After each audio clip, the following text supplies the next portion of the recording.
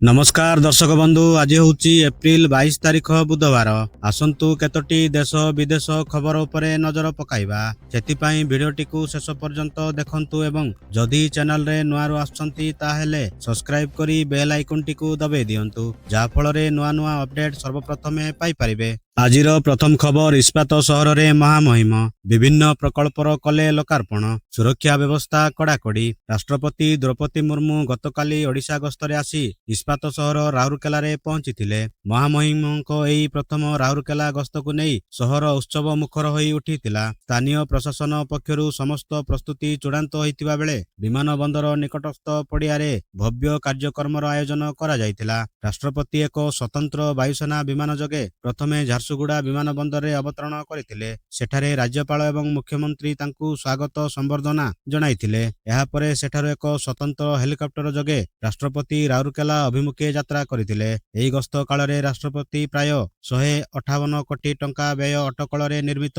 एकाधिक प्रकल्पर उद्घाटन करिथिबा सूचना मिलिछि। परवर्ती खबर मोदी को झालमुड़ी खिया वीडियो 24 घंटा रे 100 मिलियन व्यू पार। पश्चिम बंग रे निर्वाचन प्रचार पाई जाइथिबा प्रधानमंत्री नरेंद्र मोदी झारग्राम रे रास्ता कड़ रे एक दुकानरू झालमुड़ी खाइथिले। रविवार एही वीडियोटी निजे नरेंद्र मोदी इंस्टाग्राम रे अपलोड करथिले। आउ 24 घंटा मध्य रे छाई जाइछि। वीडियोटी बेस भाइराल होइतिबा बेले 100 मिलियन रु अधिक लोक इंस्टाग्राम रे देखि सारिलेनी। एहा सह फेसबुक रे 91 मिलियन रु अधिक व्यू होइछि। वीडियो रे देखिबाकू मिलितिला कि मोदी दुकानी को पचारिथिले कि झालमुड़ीर दाम केते। से 10 एवं 20 कहिथिले। आउ मोदी 10 टंकार झालमुड़ी किनी आनिथिले।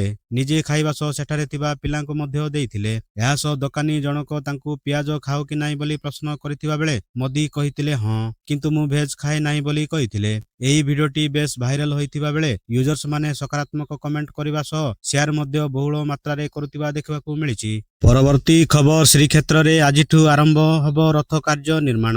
अक्षय तृतीया रे रथ निर्माण अनुकूल परे आज प्रथम दिन रे श्रीक्षेत्र रे विधिबद्ध भावे आरंभ हब रथ निर्माण कार्य। करत शब्द रे चलचंचल होउछि रथ खड़ा। गत पवित्र अक्षय तृतीया रे परंपरा अनुसार रथ निर्माण अनुकूल होइथिला। आज विधिबद्ध भावे आरंभ हब निर्माण कार्य। प्रथम दिन रे मौजूद थिबा 22 गोटी तुंब काठ को करतरे माप अनुसार काटिबे करतिया सेवक। 42टी तंबु प्रस्तुत हब। एहा परे सूता बाड़िया होई बिंध हब। तेणु करतिया सेवक व महाराणा सेवकଙ୍କ उपस्थिति रे रथ निर्माण कार्य आगे चलिबो। भई सेवक माने आवश्यक रथ काठ को आनी खଳାରେ जगाई दउछंती। प्रबल ग्रीष्म प्रवाह सते प्रस्तुत होइथिबा 11 बखरा चाली रे जारी रहिबो रथ निर्माण कार्य बोली सूचना मिलिछि। परवर्ती खबर बलांगीर मालकानगिरी और गजपति जिले में 4 दिन समस्त स्कूल कॉलेज छुट्टी वृद्धि। प्रचंड गरम वृद्धि जोगु निष्पत्ति नेले सरकार। ग्रीष्म प्रकोप को दृष्टि रखी बलांगीर मालकानगिरी और गजपति जिले में समस्त स्कूल कॉलेज और अंगनवाड़ी केन्द्र 4 दिन छुट्टी वृद्धि करा जायछि। गरम और गुळुगुळी रे अस्तव्यस्त जीवन। 40 डिग्री उपरे 14 सहर। पश्चिम और अभ्यंतरीण ओडिशा असह्य ताती। ग्रीष्म प्रकोप को दृष्टि रखी मालकानगिरी जिले में आज 25 जाए बंद रहिबो समस्त स्कूल कॉलेज और अंगनवाड़ी केन्द्र। से नहीं घोषणा करिसंती मालकानगिरी जिलापाल। सेहीपरि गजपति जिले में 24 तारिख पर्यंत स्कूल छुट्टी घोषणा करिसंती जिलापाल। आसंता 2 रु 3 दिन रे 45 डिग्री तापमात्रा छुई पारे। आसंता 5 दिन जाए लागी रहिबो तातीर प्रभाव। 14 सहरर तापमात्रा 40 उपरे रहिछि। आसंता किछि दिन पर्यंत ओडिशा रे प्रबल ग्रीष्म प्रवाहित सहित केतेक स्थान रे काल बैशाखीर संभावना रहिछि। सेहीपरि बलांगीर जिले में स्कूल कॉलेज और अंगनवाड़ी केन्द्र 4 दिन छुट्टी वृद्धि करा जायछि। एनै जिलापाल घोषणा करिसंती। जिले में प्रचंड गरम वृद्धि जोगु एही निष्पत्ति नैछंती सरकार बोली खबर मिलिछि। परवर्ती खबर पानी पाई 2 किलोमीटर जाउचंती गुडभेली ग्रामवासी। नुआपड़ा जिला खोडियाल ब्लॉक डुआझर ग्राम पंचायत स्थित आदिवासी बहुल गुडभेली गाँव में देखा देइछि पानीय जल समस्या। सरकारको वसुधा योजना रे एही गाँ को निकटस्थ सुंदर नदी 1997 मसीहारू पाइप जोगे जल जोगाण करा जाइछि सत हेले गाँ को गोटे दिन जल जोगाण हेले 3 दिन जल जोगाण बंद रहुछि। एभली खामखियाली भावरे जल जोगाण होतिबारु बुंदाए पानी पाई गाँ लोके एबे डहल विकल होतिबा देखा देइछि। शेषरे बाध्य होई गाँर महिला माने शोष मेंटाइबा पाई 2 किमी दूर सुंदर नदी पठारे ଗାତ ଖୋଳି ଦୂଷିତ ପାଣିକୁ ସଂଗ୍ରହ କରି ପାନୀୟ ଜଳ ଭାବରେ ବ୍ୟବହାର କରୁଥିବା ଦେଖିବାକୁ ମିଳିଛି।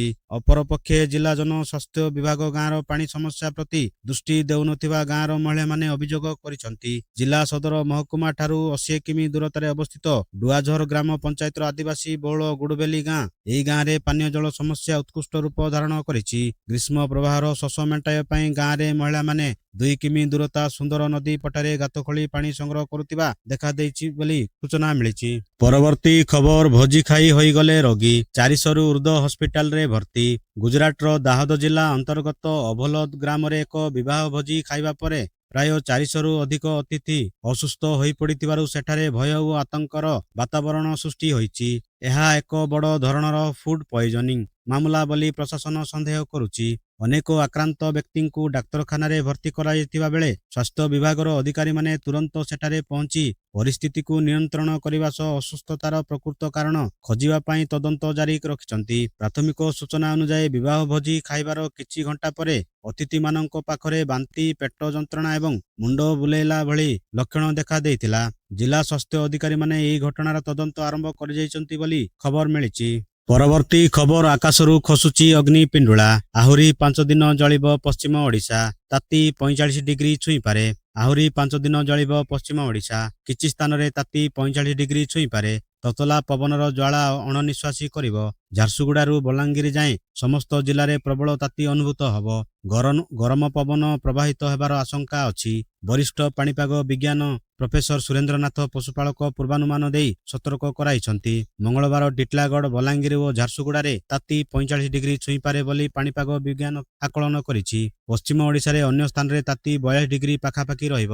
24 ତାରିଖ ଯାଏଁ ଏଭଳି ସ୍ଥିତି ରହିବ। ଅଧିକାଂଶ ସ୍ଥାନରେ ପ୍ରଚଣ୍ଡ ତାତି ଅନୁଭୂତ ହେବ। ତେବେ ଉପକୂଳ ଓଡ଼ିଶା ଓ ଦକ୍ଷିଣ ଓଡ଼ିଶାରେ ତାତି କମ୍ ରହିବା ନେଇ ଅନୁମାନ କରାଯାଇଛି। ଦକ୍ଷିଣ ଓଡ଼ିଶାରେ କୋରାପୁଟ, ମାଲକାନଗିରି, ଗଜପତି, ରାୟଗଡ଼ା ଏବଂ ଗଞ୍ଜାମ ଜିଲ୍ଲାରେ କାଳବୈଶାଖୀ ପ୍ରଭାବ ରହିବ ବୋଲି ଏସବୁ ଜିଲ୍ଲାରେ ତାପମାତ୍ରା 36ରୁ 37 ଡିଗ୍ରୀ 39 ଡିଗ୍ରୀ ଭିତରେ ରହିଲେ ମଧ୍ୟ କାଳବୈଶାଖୀ ଯୋଗୁଁ ବର୍ଷା ହୋଇପାରେ ବୋଲି ଆଞ୍ଚଳିକ ପାଣିପାଗ ବିଜ୍ଞାନ କେନ୍ଦ୍ର ପକ୍ଷରୁ ସୂଚନା ଜାରି କରାଯାଇଛି। ପରବର୍ତ୍ତୀ ଖବର, ଆମେରିକା ଯୁଦ୍ଧ ଜାହାଜ ଉପରକୁ ଡ୍ରୋନ୍ ମାଡ଼। ଓମାନ ସାଗରରେ ଆମେରିକା ଏବଂ ଇରାନ ମଧ୍ୟରେ ତିକ୍ତତା ଏକ ଭୟଙ୍କର ରୂପ ନେଇଛି।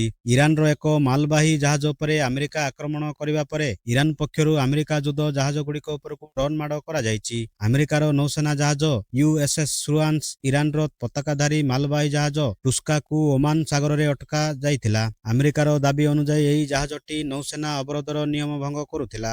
ବାରମ୍ବାର ଚେତାବନୀ ସତ୍ତ୍ୱେ ଇରାନର ଜାହାଜଟି ନ ଅଟକାଇବାରୁ ଆମେରିକା ଯୁଦ୍ଧ ଜାହାଜ ଏହାର ଇଞ୍ଜିନ ରୁମ୍ ଲକ୍ଷ୍ୟ କରି ଗୁଳିମାଡ଼ କରିଥିଲା, ଯାହାଫଳରେ ଜାହାଜଟି ଅଚଳ ହୋଇଯାଇଥିଲା। ଏହାପରେ ଆମେରିକା ମେରାଇନ୍ସ ଜାହାଜକୁ ନିଜ କବ୍ଜାକୁ ନେଇଛି।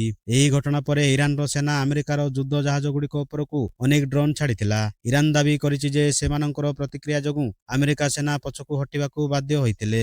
ଏହି ଉତ୍ତେଜନା ଯୋଗୁଁ ଇରାନ ପୁଣି ଥରେ ହର୍ମୁଜ ପ୍ରଣାଳୀକୁ ସମ୍ପୂର୍ଣ୍ଣ ରୂପେ ବନ୍ଦ କରିଦେଇଛି। ଫଳରେ ବିଶ୍ୱର ତୈଳ ପରିବହନ ବାଧାପ୍ରାପ୍ତ ହେବାର ଆଶଙ୍କା ଦେଖାଦେଇଛି ବୋଲି ଖବର ମିଳିଛି। ପରବର୍ତ୍ତୀ ଖବର, ତାମିଲନାଡୁର ବିଶ୍ୱାସଘାତକଙ୍କ ପାଇଁ ମୁଁ ବିପଦ ହୋଇ ରହିବି, କେନ୍ଦ୍ର ଉପରେ ଷ୍ଟାଲିନଙ୍କ ଆକ୍ରମଣ। ପରବର୍ତ୍ତୀ ଖବର, ତାମିଲନାଡୁର ବିଶ୍ୱାସଘାତକଙ୍କ ପାଇଁ ମୁଁ ବିପଦ ହୋଇ ରହିବି, କେନ୍ଦ୍ର ଉପରେ ଷ୍ଟାଲିନଙ୍କ ଆକ୍ରମଣ। ତାମିଲନାଡୁର 234 ବିଧାନସଭା ଆସନ ପାଇଁ ଆସନ୍ତା 23 ତାରିଖରେ ମତଦାନ ହେବ। ମଙ୍ଗଳବାର ପ୍ରଚାର ଲାଗି ଶେଷ ଦିନ। ସେଥିପାଇଁ ଶାସକ ଦଳ DMK ପକ୍ଷରୁ ଜୋରଦାର ପ୍ରଚାର କରାଯାଇଛି। ମୁଖ୍ୟମନ୍ତ୍ରୀ MK ଷ୍ଟାଲିନ ନିର୍ବାଚନ ରାଲିରେ ସମ୍ବୋଧନ କରିଛନ୍ତି। ଗତକାଲି ଏକ ନିର୍ବାଚନ ରାଲିରେ କେନ୍ଦ୍ରକୁ ଟାର୍ଗେଟ କରି କହିଛନ୍ତି MK ଷ୍ଟାଲିନ। ସେ କହିଛନ୍ତି ତାମିଲନାଡୁ ସହ ଯିଏ ବିଶ୍ୱାସଘାତକ କରିବ ସେ ତା ପାଇଁ ସର୍ବଦା ବିପଦ ହୋଇ ରହିବେ। ଏହା ସହିତ କେନ୍ଦ୍ର ସରକାରଙ୍କ ଆକ୍ରମଣାତ୍ମକ ସୀମା ନିର୍ଦ୍ଧାରଣ ଅଭିଯାନ ତାମିଲନାଡୁକୁ ଭଳି ଶ୍ରେଷ୍ଠ ପ୍ରଦର୍ଶନକାରୀ ରାଜ୍ୟକୁ ଦଣ୍ଡ ଦେବା ପାଇଁ ଉଦ୍ଦିଷ୍ଟ ବୋଲି କହିଛନ୍ତି DMK ମୁଖ୍ୟ ତଥା ତାମିଲନାଡୁ ମୁଖ୍ୟମନ୍ତ୍ରୀ ଷ୍ଟାଲିନ। ପରବର୍ତ୍ତୀ ଖବର, ଏଣିକି ମାସକୁ 2 ଥର ଆସିବ ଦରମା, ସରକାର କଲେ ବଡ଼ ଘୋଷଣା। ଯଦି ଆପଣ ମାସକୁ 2 ଥର ଦରମା ପାଇବା ଆରମ୍ଭ କରନ୍ତି ତେବେ ଆପଣଙ୍କର ଅନେକ ଆର୍ଥିକ ଅସୁବିଧା ସମାଧାନ ହୋଇପାରିବ।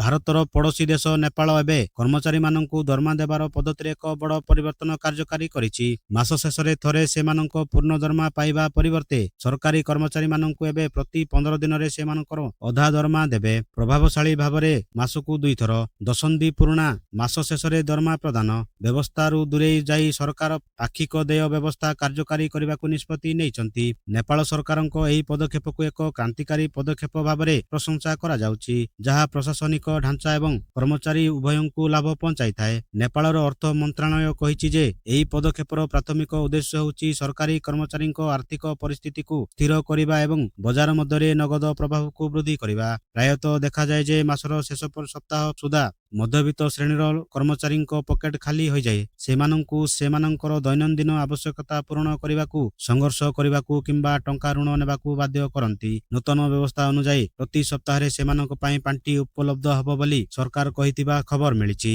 ଆଜିର ଖବରଟିକୁ ଏଇଠି ରଖୁଛି, ପୁଣି ନେଇ ଆସିବି ଲାଟେଷ୍ଟ ଅପଡେଟ। ସେ ପର୍ଯ୍ୟନ୍ତ ବିଦାୟ ନେଉଛି। ଜୟ ହିନ୍ଦ।